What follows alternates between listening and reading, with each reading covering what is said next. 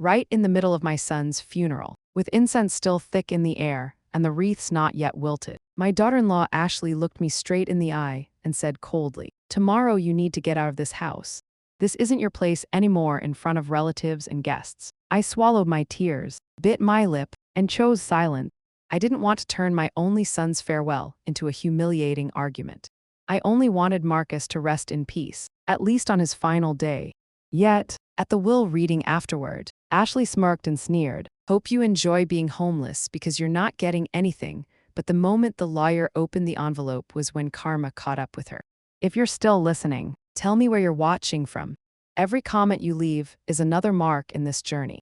And if this story has touched you, don't forget to hit like so it can reach even further. I'm married, 68 years old, an American mother who's known a lot of loss. But I never imagined grief would hit this hard. My husband died more than 10 years ago from kidney disease, leaving me and our only son, Marcus. After he passed, I sold our old house in the Phoenix, Arizona suburbs and put $40,000 toward the down payment to help Marcus and his wife Ashley buy the home we lived in. Marcus said then, "Mom, think of it as a boost. When you want a smaller place later, I'll help." I trusted my son. And honestly, I didn't worry much about paperwork. When I moved in with them, I tried my best not to be a burden. I cooked dinner, worked in the yard, and picked up my grandchild from school. I cleaned, covered small household expenses, and saw it as my way to keep the family close. But it all became an excuse for Ashley to find my weaknesses and quietly turn me into an outsider in the very house I helped build. Standing before my son's casket that day, my heart hurt so much I thought I might collapse. Marcus died suddenly of a stroke at 46, with so many plans unfinished. I wanted to pour all my strength into grieving my son and sending him off in peace instead of a family's embrace. I got a cold sentence from my own daughter-in-law.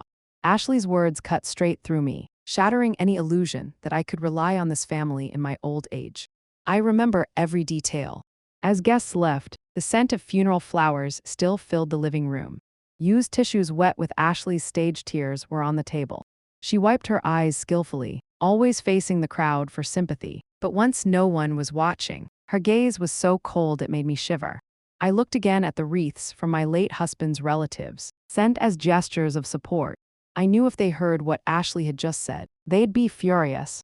But I kept quiet.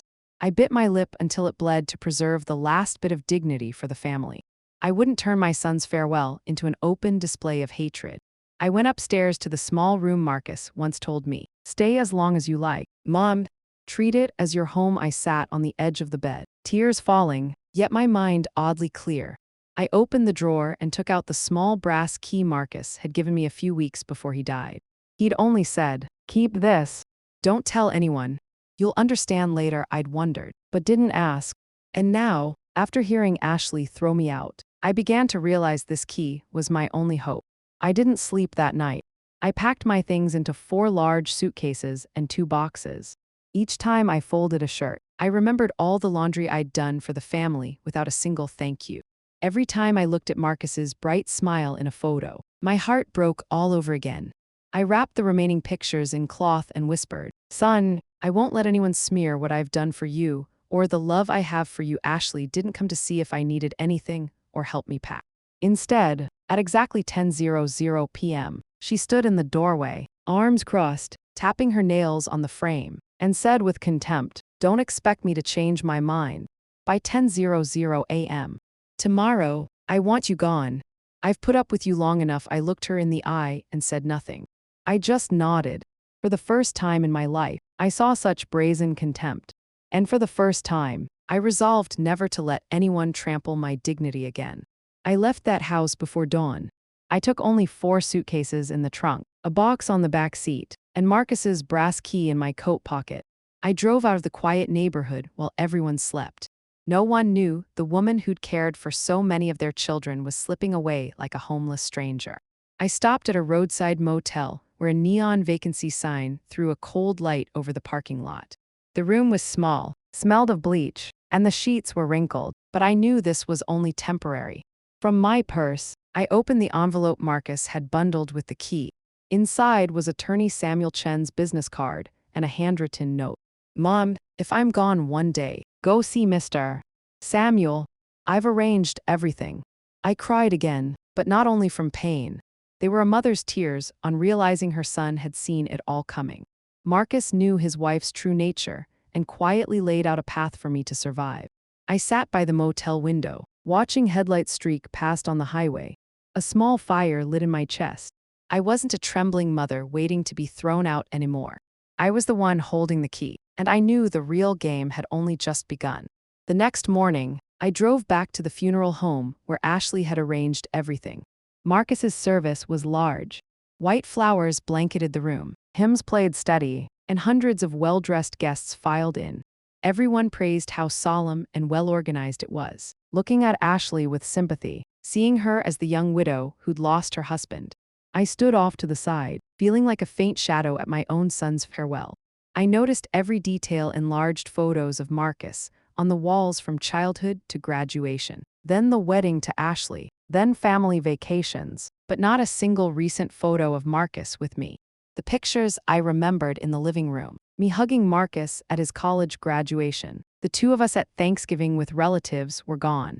In their place were happy family of 3 shots, Marcus, Ashley, and my grandchild. I stood still, as if erased from my own son's memories.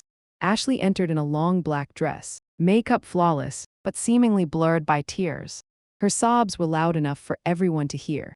Whenever someone came to comfort her, she clung to them and cried harder, making people believe grief was crushing her soul. Outsiders would think she was a devoted, faithful widow, but I knew those tears weren't for Marcus. I still remembered the cold look the night before, the contempt in her voice as she threw me out. A few hours apart, yet the images were impossibly different. One Ashley in public, the grieving wife, poster child for loyalty. Another Ashley behind closed doors, ice cold, unafraid to toss out a mother who just lost her son. I walked the hallway trying to fulfill my duties as the bereaved mother. I greeted Marcus's old friends, neighbors, and co-workers from his engineering firm. They offered the usual comfort. Life is so unfair. He was so young. You have to stay strong. I nodded and managed weak smiles. But deep down, I felt like I was playing a different role, the quiet, patient mother, while the main stage belonged to Ashley. What made my throat tighten was standing in the receiving line when I heard Ashley whisper to her sister Vanessa, behind a wall of white flowers. Her voice was low, but I heard it clearly. The life insurance will cover the debt for 2 years. After that, I can manage. And the old woman, a short harsh laugh then, will get the hint. I'm not obligated to support anyone else. I froze. My hands shook and my heart pounded like it would burst. For a moment, I felt like a throwaway, a weight to be dumped. In the middle of the funeral, with my son not yet buried, Ashley was calculating money and cutting me out of her life. No more feigned sympathy, no more family unity. The mask slipped in a few sentences. I gripped my purse to hide my trembling hands. I told myself not to make a scene. Not here. Not now. Marcus deserved a dignified farewell. Not his mother and wife tearing each other apart in front of everyone. I lifted my head, swallowed the lump in my throat, stepped out of the row of chairs, and quietly found a seat off to the side. Under the funeral home's soft yellow lights, I watched Ashley step up and read a few remembrance lines in a trembling voice. She spoke about a wonderful husband, about future plans cut short, and a pain that won't fade. Guests teared up, patted each other's shoulders, some even praised her strength. I watched, feeling a strange mix, pain, anger, and calm. Calm because only I understood how fake it was, and calm because in my purse I had Marcus's key, proof he wasn't as blind as people thought. The service ended with hugs and take care of yourself.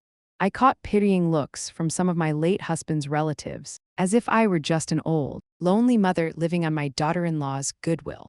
They didn't know she'd just taken my home. I forced a smile at them and left quickly before tears returned. Leaving the room, I saw Ashley in the hallway with Vanessa. They stood close, whispering, glancing my way. When she noticed me, Ashley pretended to wipe her eyes and leaned on her sister's shoulder. Vanessa patted her and smirked. In that instant, I understood more clearly than ever. They saw me as a cost, an obstacle to keeping the house and the insurance money. I stepped outside and took a deep breath. The late afternoon sky was gloomy with a March chill. I pulled my coat tight, hands still closed around the key in my coat pocket. The cold outside was nothing compared to the cold inside me. But in that deepest sorrow, I felt a glimmer of light. I knew I no longer had a place in this family, at least not in Ashley's eyes. But I also knew Marcus hadn't abandoned me. He'd prepared something for me, and this key was proof. That night, I didn't go home, the house I thought would be my final place. I drove straight to the small highway motel I'd rented. Sitting on the worn bedspread, I replayed Ashley's whisper. The insurance will cover the debt. The old woman will get the hint. The words kept looping like a blade. I cried, but not just from loss. It was humiliation, being despised while my son wasn't even in the ground yet. When the tears ran out, I sat up straight and faced the foggy mirror on the wall. I whispered, "Son, I won't let them trample me like this. You wanted me strong, and I will be." I touched the pocket where the key rested. In that moment, I knew the counterattack would come. And when it did, I wouldn't be the weak old mother they imagined. 2 days after the funeral, my phone rang. Ashley's name lit up the screen. I hesitated, then answered, already certain nothing good would follow. Sure enough, her voice oozed false sweetness. "Mary, can you come by the house? I have a few of Marcus's things, keepsakes, that I think you should have." Hearing keepsakes, my chest tightened. I thought of watches Marcus wore or old photo albums he kept in his nightstand. Suspicious, but I agreed partly to hold on to something of my son, partly because I knew I'd be facing Ashley many more times. When I arrived, the house looked exactly as it did after the funeral. White flowers drooped in vases, and the air was heavy with dampness and leftover candle scent. It had once been Marcus's warm home. Now it felt like a cold stage. Ashley opened the door, face expressionless, no tears left. "Come in," she said. Turning straight to the living room, I paused at the threshold, then followed. The mahogany table in the center was cleared, except for a stack of papers and a pen. There wasn't a single keepsake of my son. I knew instantly this wasn't about returning mementos. It was a trap. Ashley sat and pointed at the stack. "This is an agreement. If you sign, there won't be any legal disputes over the house. I want things clear. The house is in Marcus's name, which means it's mine. You need to confirm you're leaving voluntarily. No claims, no demands. That way everything stays smooth." I stared at the pages. The language was icy, carefully drafted, even leaving a spot for notarization later. I felt both pain and anger. I knew I had sold my own house to put in $40,000 so Marcus could buy this one. Yet here I was being treated like a stranger, told to sign a promise not to cause trouble. I looked up, my voice trembling slightly. "Ashley, I just lost my son. I haven't even gathered my thoughts. How can you ask me to sign this?" She showed no sympathy. "Because I don't want problems. I'm young. I need to move on. I can't keep dragging an old woman like you around my house. Marcus wouldn't want that either." Her words felt like a blade twisting into my heart. But right then, an idea flashed. I suddenly remembered the mini voice recorder in my purse, the one I used to save lectures when I was still teaching. There was a gap under this mahogany table, just enough to hide it. I took a deep breath and nodded. "Fine, hand me the pen." I pretended to tremble as I held it. My finger slipped slightly, and I intentionally made a small mistake in my signature. To anyone else, I looked panicked, but I knew this. A wrong signature would invalidate the document. Across from me, Ashley's face relaxed, convinced she'd won. "Say, this will make things easier for everyone," she said, satisfied. While she was busy putting the papers away, I smoothly bent down to pick up a dropped handkerchief and at the same time attached the recorder under the table. I switched it to auto, its tiny light blinking a faint green. My heart pounded, but I kept the same weary, compliant expression. "All done. I'll go now," I said, standing up, my voice unsteady. Ashley gave a thin smile, folding her arms on the chair. "Yes, you should go. I'm tired of supporting someone who can't do anything. She's a burden and belongs on the street. I'm not a charity to carry extra weight." I turned away, hiding the tear rolling down my cheek. But inside me, something else flared clarity and resolve. The mini recorder had captured every cruel word. That was my first piece of evidence, and I would guard it like a treasure. Leaving the house, I drew a deep breath on the porch. The late March sky was gray, the the wind strong enough to make the front yard trees sway. I pulled my coat tight and hurried to the car. When the door slammed shut, I exhaled long like I just escaped a predator's den. I drove back to the motel, heavy-hearted, but with a new fire lit inside me. I knew I had nothing left to lose, but I had something Ashley couldn't imagine: the truth. And I would let that truth be the rope that binds her. That night, I sat alone in the small room. I took out the recorder and hit play. Ashley's voice rang out clear in the stillness. She's a burden and belongs on the street. I listened 3 times, each time feeling both hurt and more determined. I whispered to myself, "Marcus, did you hear that? Your wife's true face is showing. But I won't keep crying. I will stand up and I'll let the world know you were right to trust me." I put the recorder in the drawer and locked it. The first piece of evidence was in my hands, and I knew this was only the beginning of my counterattack. I returned to the roadside motel room late at night. The red neon vacancy sign outside flickered cold light through the thin curtain. Inside, the harsh bleach smell clung to the faded sheets, stinging my nose. The small room was bare. A single yellow bulb hung from the ceiling, casting a dim, dreary glow. I sat on the edge of the bed, clutching my bag to my chest. Ashley's words from that afternoon still pounded in my head. She's a burden and belongs on the street. I didn't need to replay the recording. Every syllable felt carved into my bones. Each time I remembered, it hurt and also sparked a flame. It wasn't just an insult. It was a cold confirmation that she considered me disposable. I leaned back against the wall, eyes half closed. Semi-trucks thundered along the highway outside, mixing with the old air conditioner's rattling hum. In that moment, I told myself, I lost my husband and now my son. But I will not lose my dignity. 2. Marcus, my only child, saw all of this coming. Proof of that was the brass key and the note he left me, and I knew that was my only path out of Ashley's trap. The next morning, sunlight slipped through the thin curtain, painting blotchy streaks across the mildew wall. I woke from a nearly sleepless night. My body was exhausted, but my mind was strangely clear. I washed my face with icy water from a rusty tap, then made instant coffee from the vending machine in the lobby. It burned bitter in my throat, but at least it woke me up. I sat at the wobbly wooden table and took out the envelope from Marcus. His familiar handwriting on the note made my hands shake. "Mom, please go see Mr. Samuel Chen." Below were the phone number and the law office address. I traced the letters as if touching Marcus's hand. I sat still the entire morning, a finger resting on the numbers. I didn't call yet, partly because I needed to calm down, and partly because I knew this call would open a new chapter. And once it began, there'd be no going back. I had to be ready. Not a weeping, fragile mother, but a woman prepared to fight for the right to exist. By late afternoon, my phone rang. An unknown number.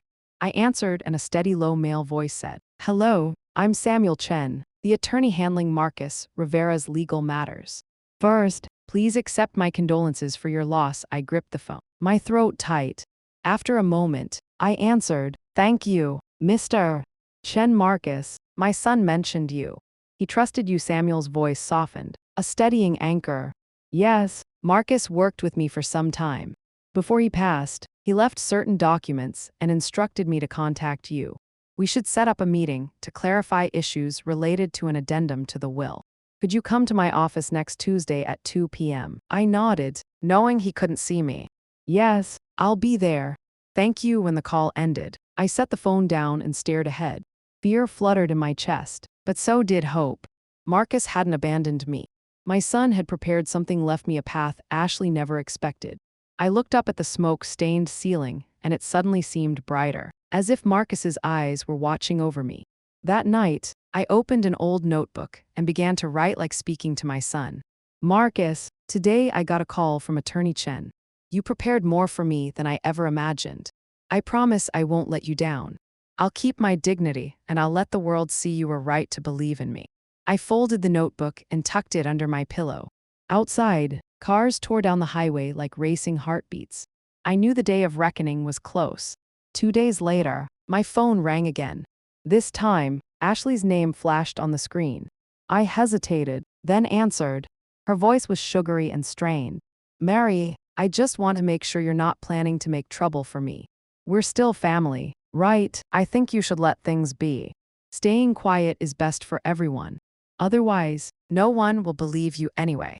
I drew a long breath, holding back anger. Ashley, I don't want drama. I only want Marcus to rest in peace. But remember this, I won't let anyone walk over me ever again. A short mocking laugh crackled through the line. And what do you think you can do? No one's on your side. People will just see a bitter old woman. You should disappear like you should have from the start. I closed my eyes and said nothing. I let her finish and quietly hung up. Then I opened the drawer and looked at the recorder resting inside. I knew that if needed, I had what I needed to protect myself. In the days that followed, I lived hour by hour. Each morning, I put on my old coat and went out for a hot coffee from the convenience store near the motel. I sat in the corner and watched sunlight move across the room. My shaking eased, replaced by steady anticipation. I knew that by next Tuesday, everything would be different. In those quiet moments, I thought of Ashley. She was surely scheming, surely relieved. She thought she'd force me to sign. She didn't know the signature was invalid. She didn't know her cruel words were recorded. And most of all, she had no idea what Marcus had left for me. I looked at the brass key in my hand and squeezed it gently. A new game had begun, and this time, I wouldn't be the passive one. The meeting with attorney Samuel Chen came faster than I expected. All that morning, my heart thudded like a drum. I wore a neat old navy dress and a gray cardigan. I wanted to look put together, not to show off, but to make sure Ashley saw I was still Mary. A woman with dignity, not the burden she called me. The law office was in a 3-story brick building downtown. When I arrived, the clock read 1:55. I sat in my car a few minutes, breathing deeply to steady myself. Through the window, I saw a white Lexus pull in. It was easy to recognize the woman who stepped out. Ashley in a fitted black dress, dark hair neatly styled. Next to her was Vanessa, her sister in a crisp blazer. I got out. Ashley's eyes met mine and briefly flickered, then hardened. She turned away without a hello.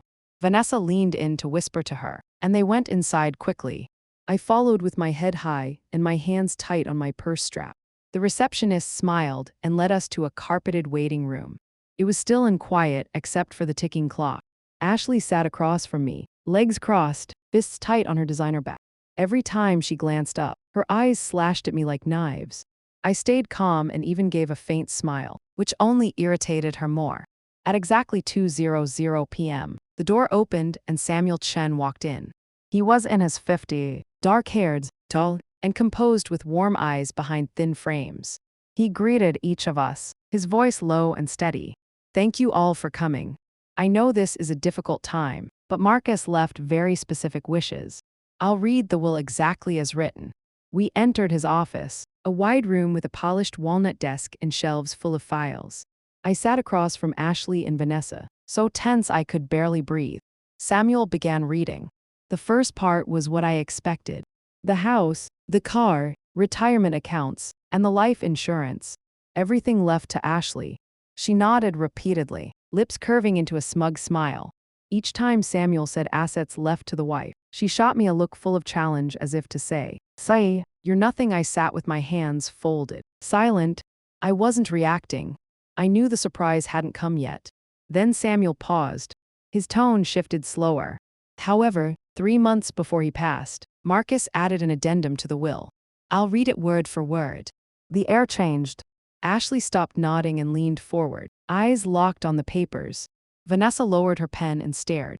My breath grew heavy. Samuel continued. I, Marcus Rivera, leave the entire contents of safe deposit box L528 at Desert Valley Bank, along with all related documents and accounts inside to my mother, Mary, full and exclusive ownership. A dead quiet moment. I could hear my own heartbeat. Ashley slammed her hand on the table. What? No way. Marcus never mentioned any safe deposit box. Mr. Chen calmly looked up. Ma'am, I personally witnessed him sign this addendum. He was fully competent. I have medical verification attached. Nothing improper here. Vanessa cut in voice tight. We demand verification. This could be forged. The attorney didn't flinch. You're entitled to request it. But remember, this document is lawful and already filed with the county court. If you want to contest it, the process will be lengthy and the outcome uncertain. I advise respecting the decedent's wishes. Ashley's face flushed. She bit her lip. I saw her hand tremble, though she tried to stay composed. She turned to me, eyes blazing. You knew about this, didn't you? You put Marcus up to it. I shook my head, speaking slowly. No, I'm as surprised as you are. Marcus never told me about a safe deposit box. But maybe my son knew better than anyone that his mother needed protection. Ashley let out a short, brittle laugh. Vanessa placed a hand on her shoulder, whispered something, and both fell silent. Mr. Shen took out a sealed envelope and handed it to me. These are the box key and the authorization. The bank will proceed once they have the death certificate. You have full access to the contents. I took it, my hand heavy yet oddly warm. Inside, I told Marcus, son, I understand now. You never abandoned me. Ashley's eyes locked on the envelope like she might snatch it. I saw fear there, not just anger. Maybe she knew the box held more than money. Maybe instinct made her panic because she understood Marcus had seen her true nature. The meeting ended tight as a drawn wire. Ashley shot to her feet, her chair scraping back with a bang. She yanked Vanessa's arm and stormed out. But before leaving, she turned, stared me down, and said each word slowly. Don't think you've won. I won't let this go. The door slammed. Only Samuel and I remained. He looked at me with a faint smile. Mrs. Mary, your son was very thorough. He planned for every scenario. Trust that he wanted you protected. I nodded, my throat tight. Tears welled up. But this time, they weren't from despair. They were the tears of new strength and faith. Leaving the office, I stepped into the street. The late afternoon was chilly, wind tugging my cardigan. I held the envelope close and walked slowly. People rushed by. Traffic flowed. Yet, I felt oddly comforted. In all this loss, I still had something precious. My son's quiet protection. And now it was the flame guiding me through whatever came with Ashley. I knew this was only the beginning. A small bomb had gone off and the aftershocks would last. Ashley wouldn't sit still, but I wasn't the compliant mother anymore. I had evidence, a brass key, and most importantly, a reason to fight. Marcus, my son, had given me that faith, and I swore I wouldn't waste it. 3 days after the will reading, I was at Desert Valley Bank on a cold morning. The sky was slate gray, the April wind damp and gusty whipping my hair. I wore a dark brown heavy coat, the envelope and brass key from Mr. Samuel Chen in hand. My heart pounded, not from fear, but because I knew the truth Marcus had prepared for me lay beyond that steel door. The bank was busy, heels tapping on the marble floor. I went to the desk and showed my documents.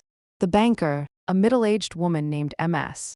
Torres, looked up with kind sympathy. Are you Mrs. Mary? We were expecting you. Please follow me. I nodded and followed her through several security doors. We stopped at a thick gray door with an electronic lock. Ms. Torres scanned her card and used a master key. My hands shook as I pulled the brass key from my pocket and turned the second lock.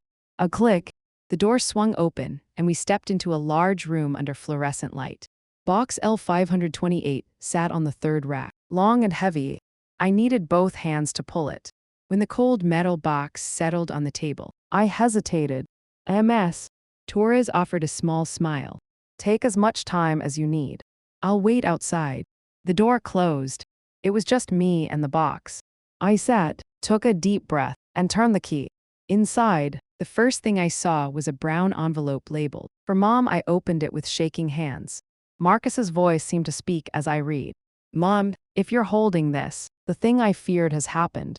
I'm sorry I can't protect you by being there, but I've prepared so you'll never be abandoned. You deserve a peaceful life. No one has the right to throw you out on the street, I cried. Tears fell onto the letter, blurring the lines. I quickly wiped them away. I couldn't lose a single word he left me. Beneath the letter was a thick stack of documents organized neatly. I opened them. Bank statements, investment agreements, dog sheets. It took a few seconds to understand the numbers, nearly $200,000 all in my name. Marcus had taken the $40,000 I gave years ago, invested over time, and turned it into this. And there was more. In the corner sat a separate file marked in red documentation. I opened it and almost lost my breath. Inside were printed emails, text messages, even screenshots. The first line hit like a slap. She just needs to hurry up and pass and leave the pension. I'll find a legal way to get it. That text came from Ashley's number to Vanessa more than a year ago. I shook but kept reading. There were sections where Ashley discussed manipulating Marcus, making him believe I was a burden, pushing me to pay more, even though the mortgage came straight from his salary. There were luxury purchase, receipts matching the days she claimed she couldn't afford groceries. Each page twisted my stomach pain and a rising anger. Marcus had known he'd seen it all and quietly gathered proof, so one day I could protect myself. At the bottom was an old family photo. Me and Marcus on his college graduation day, his face bright with pride. On the back he'd written, "Mom, you're the reason I got here." Never forget that I pressed the photo to my chest, choked up. For years, I'd thought my son had been pulled away by his wife's control. But deep down, Marcus had always stood with me. He just prepared for the worst. When I left the bank, the envelope and files were secure in my purse. MS. Torres walked me out, eyes gentle. "Mrs. Mary, I met Marcus a few times when he came in. He always mentioned you. I believe he loved you more than you know." I nodded, eyes wet, and whispered thanks. Outside, the midday light made me squint. The wind was cold, but I felt warm inside. On the drive back to the motel, my phone rang. Ashley. For a second, I wanted to ignore it, but I answered. Her voice was sickly sweet. "Mary, are you busy today? I think maybe we should sit down and talk about everything. I don't want the family to fall apart. I made lasagna your favorite." I tightened my grip on the wheel and gave a thin smile. "Sure, I'll come."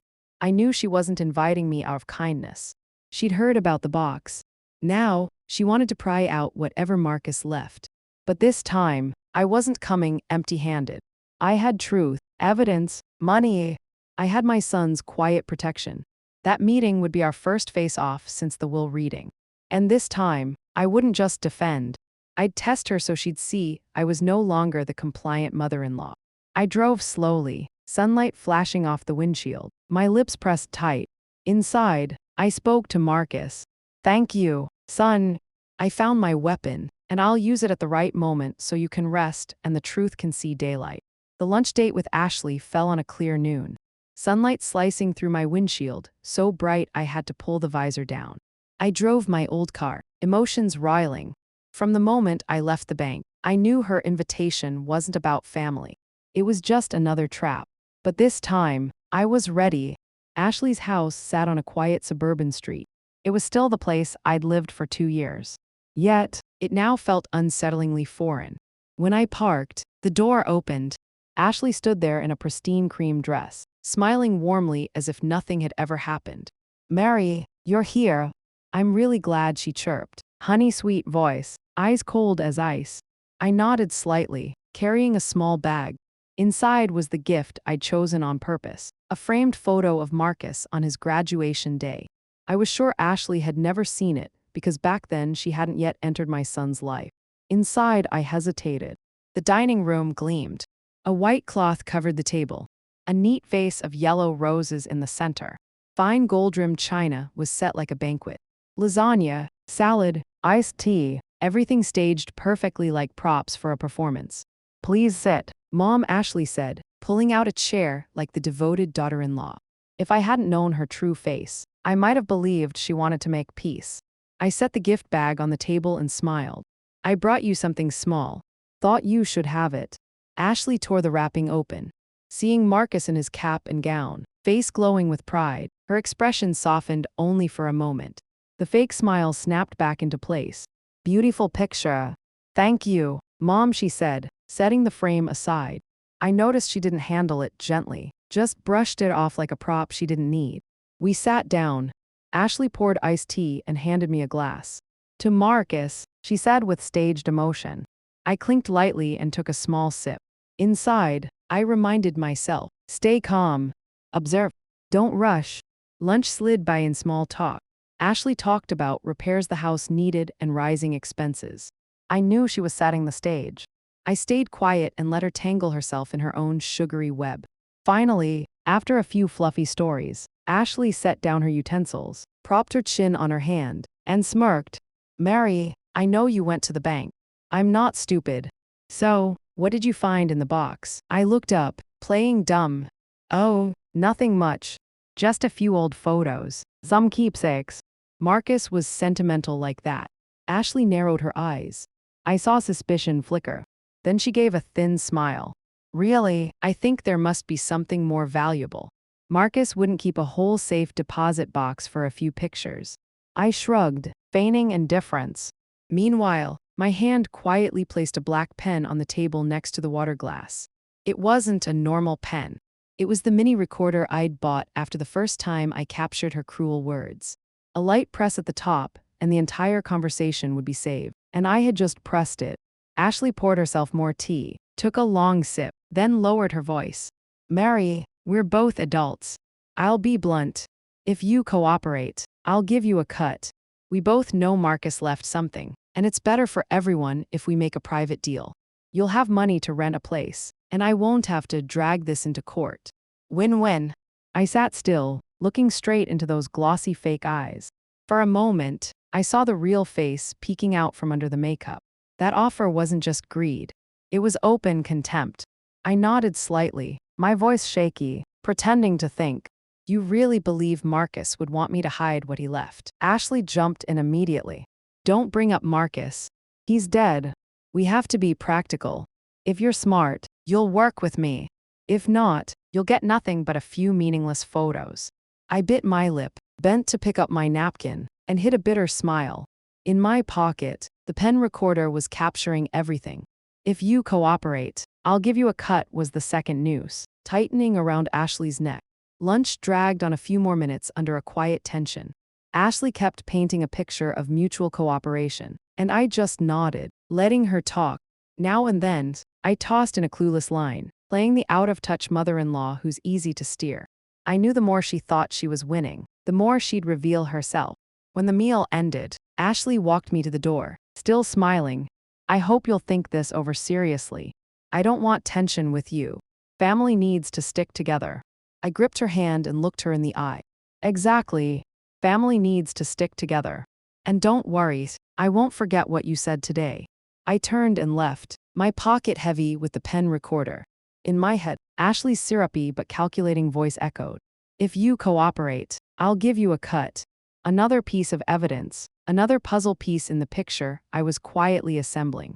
When the door closed behind me, I stepped into the sunlight, the breeze brushing my cheek. I took a deep breath. With every step now, I didn't feel alone. I had Marcus behind me, the truth in hand, and bit by bit, I was turning the table. After that staged lunch, I didn't rush to distance myself from Ashley. I knew to corner her. I needed one more face-to-face, one sharp blow to knock off the mask. I chose 3 days later when Ashley called first, trying to sound warm. Mary, could you stop by the house? I want to show you some papers Marcus left. Maybe we'll understand each other better. Her voice was sugary, but I could smell the scheme. I agreed immediately. I had my own plan. Ashley's living room gleamed. Fresh flowers on the table, leather sofas polished. She wore a burgundy dress, makeup carefully done like she was prepping for a high-profile meeting. I sat, set my purse beside me, folded my hands, and kept my expression calm. Thank you for coming, Ashley began with a half smile. I think we need transparency to avoid misunderstandings. I don't want family tension. I waited a few seconds, then pulled a printed screenshot from my pocket. I set it gently on the table and slid it toward her. Ashley's eyes shifted from curious to stunned as she read the clear words. Burden. If Marcus passes, I'm turning her room into an office like I promised. The text was sent from her phone to Vanessa. Her face went pale. Her lips quivered. This isn't mine. Someone faked it. I smirked slightly. My tone even. Really, because I have the originals on the drive. Marcus kept timestamps, phone numbers, and images. Who do you think a court will believe? An elderly mother with no reason to fabricate, or a widow with plenty of motive and gain? The room grew heavy.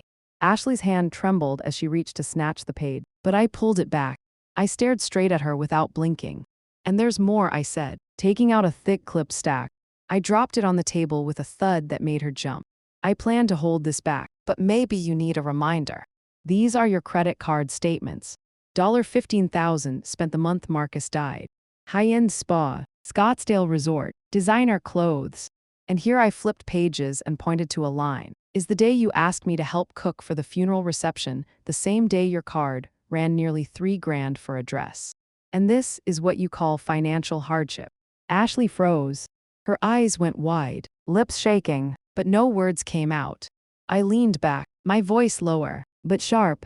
"Marcus saw it all. My son didn't say much, but he quietly kept records. Every bill, every text, every snide remark you made behind my back. And now it's all here." Ashley clutched her chest, her face ashen like her mask had been ripped off. She stammered, "Mary, I was overwhelmed. I needed to blow off steam." I let out a dry laugh. Blow off steam with Marcus's money with lies by turning a widowed mother into a joke among your friends. I didn't raise my voice, but each word hit the table like a hammer, driving her further down. Her fingers dug into her palms. I knew she was spiraling, and that's exactly what I wanted. I leaned in and lowered my voice. "The most interesting part is I still haven't shown the heaviest evidence. What you've seen is only the surface. Marcus left plenty more enough to shred your reputation if I choose. But I'm not rushing. I want you to sit with it and understand the ledge you're standing on." The silence was so complete, I could hear the clock ticking on the wall. Ashley looked up, fear and hate tangled in her eyes. But I wasn't shaking anymore. I'd come too far to back down. I stood, straightened my coat, and spoke calmly. "Thanks for lunch the other day. And thanks for proving Marcus was right to believe his mother needed to remember this. Ashley, I haven't made any of this public, but if you keep thinking about tossing me out, these papers will speak for me." I gathered everything into my bag and walked to the door. Before closing it, I turned back. "Oh, and remember everything you said yesterday and today didn't disappear. It's in my hands. You decide how you want to be remembered." The door shut, leaving Ashley slumped in her fancy living room, face ashen. Outside, I drew in the cold air. The documents in my purse felt heavy, like living proof. I knew the fight wasn't over, but with each step, I was flipping the script. Most of all, for the first time in years, I didn't feel cornered. A week later, an invitation from Ashley arrived. She called it a gathering to honor Marcus. Just a small get-together for family and close friends. I held the card, feeling something off. The same woman who coldly kicked her mother-in-law out right after the funeral now wanted a memorial party. I knew immediately this wasn't about Marcus. It was a stage for Ashley to keep playing the perfect widow. I decided to go, but this time not empty-handed. In my purse, the documents and the pen recorder quiet weapons Marcus left me were ready. I knew the stage Ashley built would be the perfect place to strip off her mask. That evening, I arrived early. The house glowed with lights, white flowers lined the walkway, and scented candles filled the living room. On the long lace-covered table were framed photos of Marcus, but almost all chosen by Ashley. Wedding shots, vacations, the two of them smiling. I noticed not a single photo of Marcus with me. Guests trickled in. I sat quietly in a corner watching. Ashley wore a long black dress, hair in an elegant updo, makeup immaculate. She floated around the room with a wine glass, chatting up everyone. Her eyes watered, her voice trembled. Life is so empty without Marcus. He was my whole world. Family members nodded. Some wiped tears. Others patted her shoulder. I stayed silent, an outsider in the room. But inside, my heartbeat slowed, waiting for the right moment. Midway through, Ashley stood in the center and raised her glass. Her voice shook like she was holding back pain. "Thank you all for being here to remember my husband. Marcus was a wonderful man, and I only hope to live in a way worthy of his love." Applause filled the room. A few relatives whispered praise about her strength. I shivered, but I knew in seconds that admiration would turn to shock. I stood and spoke evenly. "Excuse me, I have something to share." All eyes swung to me. Ashley stiffened, then quickly smiled, her tone generous. "Oh, Mary, of course. I think you should say a few words." I walked slowly to the center, my hand on the pen recorder already switched on in my pocket. I scanned the room, then met Ashley's eyes. She gave a small nod to proceed. I set the pen on the table. A soft click sounded as I hit play. Ashley's voice filled the room clear. Cold, nothing like the weeping woman in front of them. "She's just an extra expense. Once the funeral's done, I'm turning her room into an office. Don't worry, Marcus is too soft. He'll never push back." The room went dead silent. Relatives and friends froze. A few mouths fell open. Others stared at Ashley in disbelief. I heard the whispers ripple. My God, did she really say that during the funeral, while Mary was grieving her son? Heartless. I stood still, saying nothing more. Their eyes said it all for me. Ashley's face flushed. Her lips trembled. She forced a laugh. Hands up. This must be edited. Someone's trying to set me up. You have to believe me. I would never. But the family's eyes delivered the blow. An older aunt stepped forward, voice firm. Ashley, that's your voice. No one can fake that little bitter laugh. We heard it plain as day. A cousin shook his head and sighed. I always thought you were cold, but this Marcus deserved better. Ashley looked around trying to smile, but it shattered. She reached for her glass, but her hand shook so hard wine sloshed onto the table. I didn't add any more harsh words. I just looked at her for a long time, then turned to the family. I don't need to prove much. I just want everyone to know Marcus was never blind. He saw the truth and he protected his mother in his own way. Today, I let Ashley's own voice expose her. The whole room went silent. People no longer looked at Ashley the same way. The praise was gone, replaced by cold, scrutinizing stares. Ashley tried to stand tall, but I clearly saw her shoulders shaking, her face drained of color. She was lost inside her own performance before an audience that no longer believed. I went back to my seat and set my hand on the purse heavy with documents. I knew I still had stronger blows to land. But right now, one strike was enough to make Ashley's perfect mask fall off in front of the whole family. That night, as I left the house, I heard the whispers behind me. Unbelievable. Someone like that had the nerve to fake crying. Now I understand why Marcus changed the will. I walked into the night wind, feeling lighter. For the first time in months, the pain of losing my son wasn't smothered by humiliation. Instead, I felt a quiet strength, the strength Marcus left me, so I could keep going and let the truth finally be seen. After that evening, the whole family atmosphere changed. Relatives and friends all looked at Ashley with caution and doubt. I knew her mask had fallen, but someone used to living by deceit wouldn't quit easily. And sure enough, 2 days later, on a drizzly evening, Ashley showed up at the door of the motel where I was staying. She wore a long coat, hair wet and clinging to her cheeks, still trying to look polished. When I opened the door, she stepped in immediately and sat down like she owned the place. Her eyes were tired, but her voice was honey sweet. Mary, we need to talk. I don't want a war anymore. I know you have evidence. I won't deny it, but we all want peace. I'm proposing a deal. I looked at her without answering, sat on the bed, and waited to see how the show would go on. Ashley leaned toward me and lowered her voice. Let's split what's in the box.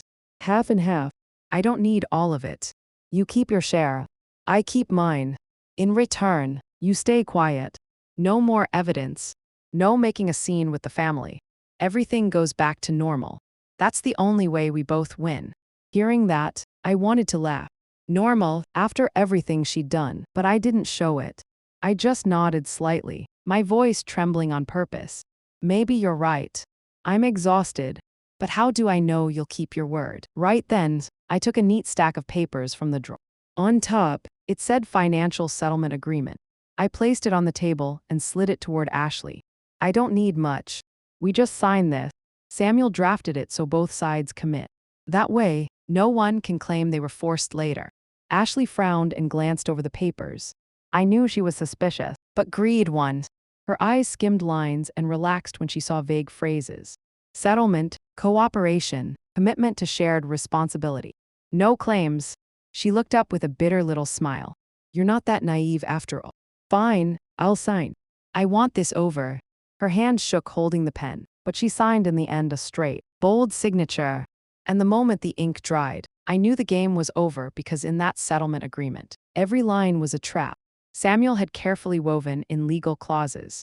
Ashley admitted spending $15,000 from the life insurance on personal use, acknowledged her insults and humiliation toward me, and agreed to withdraw any claims against Marcus's assets. In other words, it was a disguised confession, and Ashley had just signed it herself. I sat quietly for a few seconds, watching her fold the papers like she just bought a ticket to safety. Then I said softly, you know, Marcus always thought ahead. He planned for everything. And maybe today you proved he wasn't wrong. Ashley froze, eyes wide, as she realized she'd been cornered completely. But there was nothing she could do. It was all on paper with her own signature. She jumped up, face white, voice cracking. You tricked me," I answered calmly. "No, Ashley. Your greed and contempt tricked you. I only handed you a pen. The rest you chose." Rain tapped the motel window. Ashley stood there a moment, then suddenly turned and left. The door slammed, leaving an oddly peaceful quiet. I stayed seated, running my hand over the freshly signed papers. Tears fell, but not from helplessness. They were the tears of a mother who had suffered loss and humiliation, and finally found her dignity again. That night, I opened the window and let the night air in. I looked up at the murky sky and whispered, "Marcus, you did it. You're still protecting me even when you're not here. And I promise from now on, I'll live without bowing my head." I knew it wasn't entirely over with Ashley, but with her written confession and the evidence I held, she couldn't touch me anymore. The game was finished, and for the first time, I was the one who won the match. After the night Ashley put her name on that fateful paper, I knew it was closed. But with someone who lives by schemes, I could never be careless. I needed a new start. A place where each morning I woke up wasn't haunted by my former daughter-in-law's cold stare. I started looking for a home. Nothing fancy, nothing flashy, just a small apartment with enough light and quiet so my footsteps wouldn't be treated like noise. And then I found a second-floor unit with windows facing the community garden. Wide glass brought sunlight into the living room where I set an old sage green armchair. From there, every morning I could watch other seniors tending plants, children playing, and feel like I still belonged to a community. On moving day, I stood in the empty apartment holding a small box of Marcus's keepsakes. I placed his graduation photo on the wooden shelf beside a succulent pot I'd grabbed from the shop downstairs. That alone warmed the room. I whispered, "Marcus, say, I have a new home. It's not big, but it's full of light. And this time, no one can take it from me." In the first week, I joined the seniors' wellness group at the community center near the garden. They met regularly, sometimes yoga classes, sometimes just chatting and crafting. I listened to their stories, and one day I shared mine. I didn't reveal every detail, but enough for someone to understand. Don't keep your eyes shut when you're humiliated, and don't believe patience will change someone cruel. My story, though painful, was a warning to women like me. Don't let yourself be erased in the name of family. Samuel, the loyal attorney Marcus trusted, visited one afternoon. He brought the original paper Ashley signed. Setting it on the table, he looked at me and said, "If she bothers you again, we have a weapon. This document is strong enough for any court to shut Ashley down. You don't need to worry anymore." I smiled for the first time, feeling a weight lift off my shoulders. For weeks, I'd been bracing for a nasty call or another threat. But my phone stayed quiet. No calls, no messages. She vanished into the shadows where people who have lost their credibility hide behind silence. Still, I stayed careful. One morning, I sat at my small desk, opened my laptop, and plugged in a new flash drive. I transferred every copy of the evidence, recordings, screenshots of messages, and the credit card statements Samuel had helped pull. I sealed the flash drive in a thick envelope and mailed it to a backup law office, Samuel's close friend in Portland. If anything happened to me, everything would be released automatically. That was my justice insurance. The final trap so Ashley could never crawl back up. That evening, I sat alone on my balcony, watching the streetlights cast gold over the trees. No more fake sobbing, no more whispered contempt, just a cool breeze, the smell of fresh earth from the garden, and children's bright laughter. I took a long breath, closed my eyes, and let my heart rest after the storms. Marcus was gone, but what he left me wasn't just money or legal papers. It was faith that justice, slow as it may be, can still show up. And as long as we stand our ground and hold on to our dignity, no one can turn us into trash. I poured a hot cup of tea and raised it like touching an invisible promise. From now on, I'd live for myself, not as someone else's shadow, not as a burden in anyone's eyes. I'd live as a free woman with a small sunlit home and the belief that justice had been served. Some mornings I wake in my little apartment and open the window to let the sun flood the room. On the table, Marcus's framed photo sits straight, his gentle smile reminding me Mom, you're never alone. I pour coffee, listen to sparrows chirp outside, and realize finally I can breathe like a normal person again. Justice doesn't always come from courtrooms or loud verdicts. Sometimes it happens quietly through evidence, signatures, and the persistence of a heart that refuses to break. I didn't need to publicly humiliate Ashley. I just needed her to fall into her own trap. And she did. Sometimes I wonder if Marcus was still here. What would he think? Maybe he'd hug me tight and say, "Mom, you're stronger than I thought. I know the pain of losing him will never fully fade." But within that pain, I found strength. I stood up. I wouldn't let anyone define my worth or turn me into a shadow with their insults. Sometimes I stroll in the garden and chat with a few ladies from the group. They listen wide-eyed, then nod. You did what many of us wouldn't do. I don't see myself as a hero. I'm a mother, a widow, an older woman who knows silence can be more dangerous than confrontation. Every night before bed, I still check the backup flash drive, looking at the neatly stored files. I don't need to use them, but knowing they exist lets me sleep. It's not just insurance for me. It's a reminder that truth is stronger than lies if we hold it steady. Writing down the story, I'm not seeking pity. I want to leave a message for anyone who's ever felt belittled or trampled. Don't ever think age or loneliness makes you weak. Don't be afraid to stand up. Sometimes a single piece of paper, a pen, or a tiny recorder is enough to turn your life around. I lost my son, but I didn't lose myself. That's why I can sit here and tell you this with calm conviction. Justice always finds its way. Before I end, I want to thank everyone who stayed with me to the very end of this story. Your presence, wherever you are, makes me feel less alone. Where are you listening from? Please share your city or country in the comments. I'd love to know how far my story has traveled. If this touched your heart, please like the video, share it with someone you care about, and don't forget to subscribe so we can keep walking together through the next stories. Every comment, every view, every bit of empathy you've given is the greatest gift to me at my age. Wherever you are, may each of us find light, find justice, and most of all, find peace in our hearts.